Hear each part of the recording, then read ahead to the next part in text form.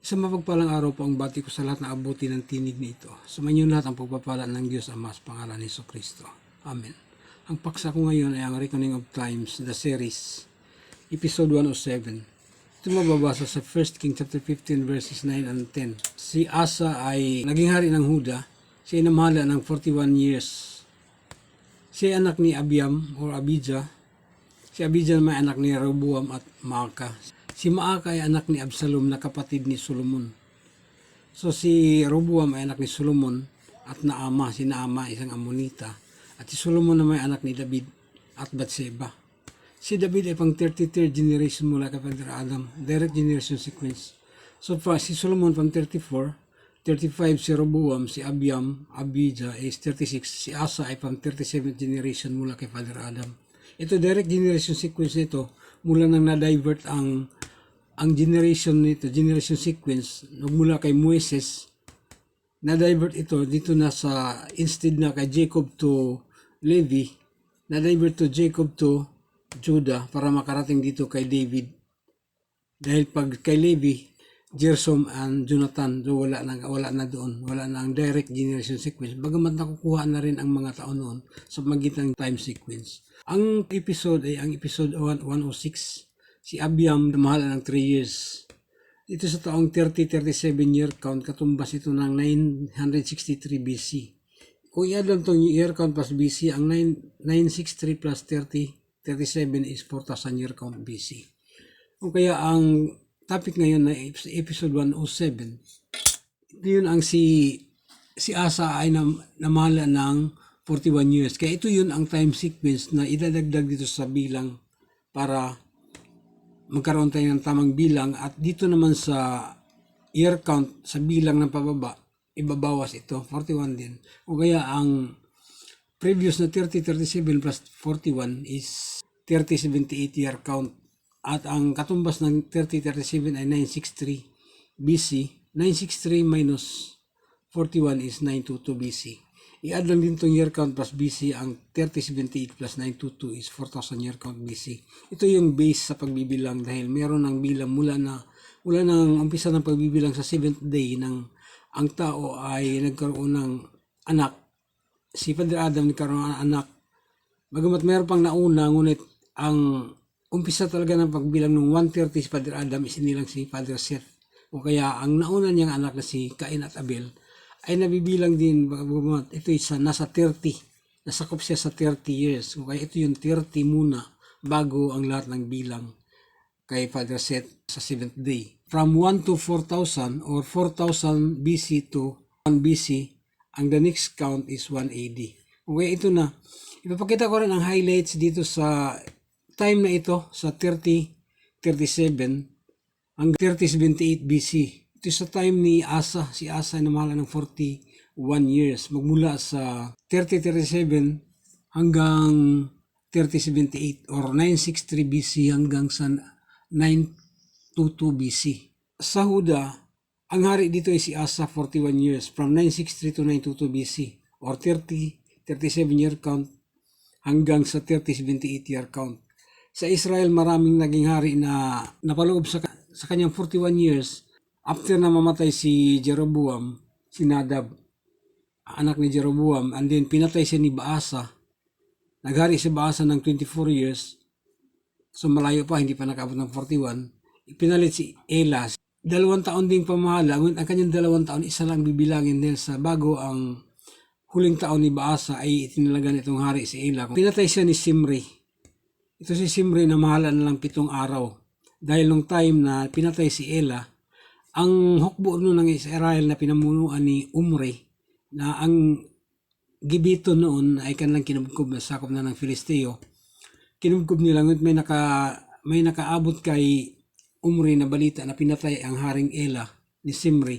Kaya pinull out niya ang lahat ng kanyang hukbo at pinuntahan nila si Simri. Ang mga tao ni Simri ay mga kawal ng kabayuhan, kawal ng mga may dalang karwahe ang kanyang mga tauhan, si Simri. O kaya ito nilabanan ito ni Omri. Kaya nagiging dalawa ang pamamahala dito sa Israel. Nag-struggle ang Israel dito. Wala silang hari dahil pinatay na si Haring Ela na anak ni Baasa. So si Simri 7 araw lang hanggang sa nung malapit na siyang malupig ng mga hukbo ni Omri, siya umakyat sa kastilyo at sinindihan ang sarili. Nagsunog siya sa sarili doon sa taas. Namatay si Simri. Ang tagasunod ni Simri ay si Tibni. Ito si Tibni naman naging pinuno ng mga kawal ng mga kabayuhan. Nagiging dalawa ang pinuno ng Israel at walang hari dahil ang kalahati ay pumanig kay Omri, ang kalahati kay Simri. Umabot ito ng 3 taon bago nagtagumpay si Omri at napatay si Tibni. Kaya si Omri ang naging hari dito. After na mapatay si Simri at si Tibni, si Omri nang naging hari, andin si Akab. 6 ang naging hari sa Israel mula kay Nadab hanggang kay Akab. Si Akab dito ay pangatlong taon ni Akab.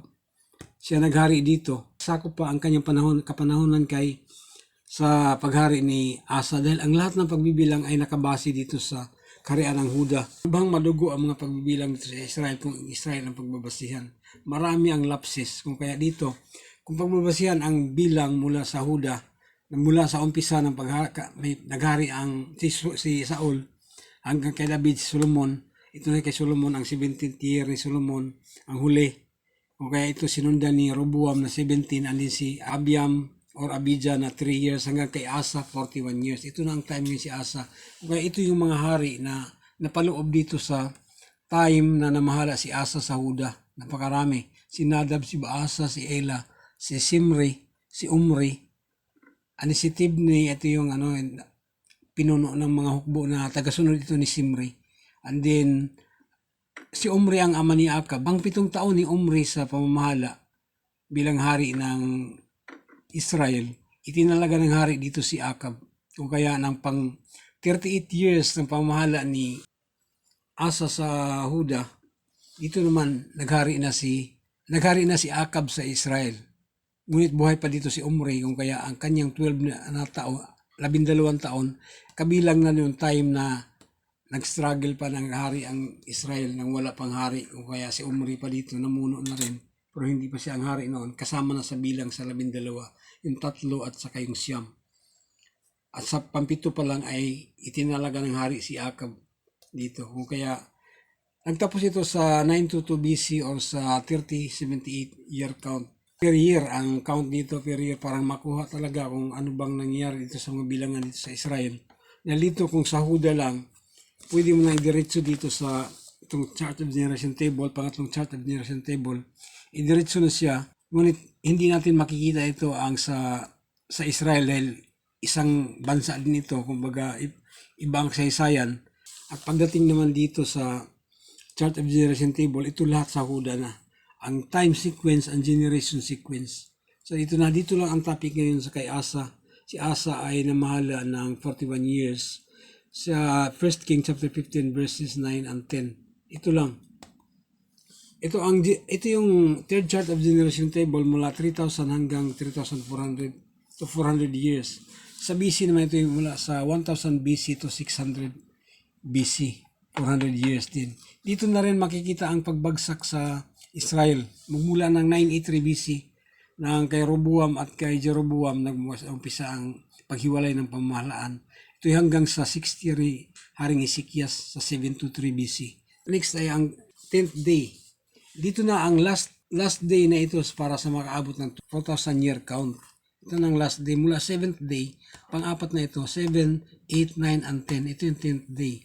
Ngunit kung idiretso naman sa taong kasalukuyan, 1 to 2023, pang-12 ang 2023. O kaya ito, dito naman sa pang 10th day. Katumbas ito ng 10,000 years mula ng likha ng buong sanlibutan at 4,000 lang ito mula ng nagbilang ng mga taon sa tao. Noong 130 si Padre Adam, sinilang si Padre Seth. At ang topic ngayon dito lang kay Asa na namahala siya ng 41 years sa Huda sa taong 3078. 3078, ito magmula ito sa 3037 year count. Kung sa BC naman, ito ay mula 963 BC hanggang 922 BC. Dito lang, itong may pink na ito. Napakalayo pa para mabot sa pagsilang ng manunubos. At dito makikita rin kung anong buwan isinilang ang manunubos. Dito makikita. Sumainyo lahat ng pagpapala ng Diyos Ama sa pangalan ni Kristo, ang bugtong na anak ng Diyos.